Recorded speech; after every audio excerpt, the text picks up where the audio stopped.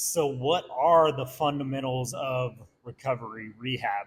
What's up, guys? A little bit of a different kind of video here, a departure from the anatomy stuff that I've been putting up, and this is relevant to any body region, any issue that you might have.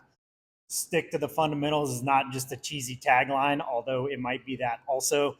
Um, these are some big things that I think about for any patient that I see. Now, perhaps the number one thing that must be done in order to allow a damaged or irritated tissue to heal is removal or modification of the aggravating factors. So, an easy example of this is Achilles tendinopathy in runners.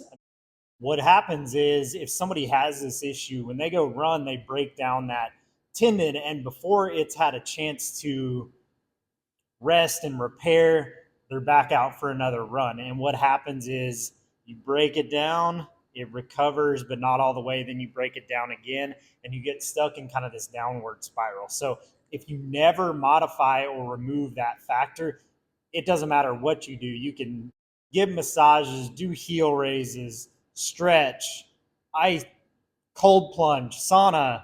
Um, but if you haven't changed what you're doing, it's going to be really hard to see improvements in the long term. Okay. So, removal or modification of aggravating factors, perhaps number one.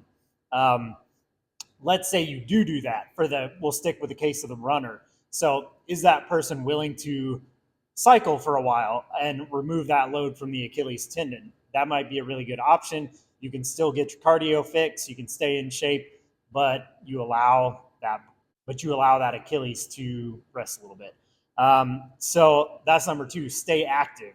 I think we've largely moved away from the idea of rest, like active recovery. I think most people understand that, but uh, that's a big part of it too, is finding a way, and those first two kind of go hand in hand. So how can you modify something and stay active? That's a big part of your recovery. Number three, identify the dysfunction. Is there a range of motion limitation? And and we could be talking about, and let's take knee pain for an example here. So we could be talking about somebody's knee range of motion being limited, but it's also important to recognize that a limitation at the ankle, hip, that oftentimes ends up manifesting itself as knee pain. So we got to look above, below, and potentially even on the opposite side of the body. So is there a range of motion limitation, and where is it? How is it relevant to the pain that you're experiencing now?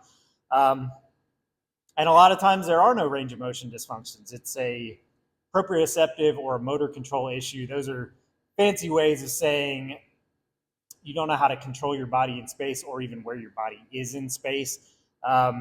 So strength is a factor for sure, but if you don't have proprioception, motor control, you're not really going to be able to build strength, because you've got to train movement patterns before you can even worry about building strength. So identify that movement dysfunction. That's part three. If you've done all those things, so you've removed or modified aggravating factors, you're able to stay active through that. You've identified the movement dysfunction. Now you can start to work on correcting that dysfunction. If you go back to the activity that was causing your pain before you've done those things, you can't expect it to go much differently. It may initially, and that's a killer right there. You go back to something and you think you're better, but then the volume starts to add up again. You're right back where you were, even though you took that rest period. If you guys have any questions about these fundamentals of recovery, don't hesitate to reach out.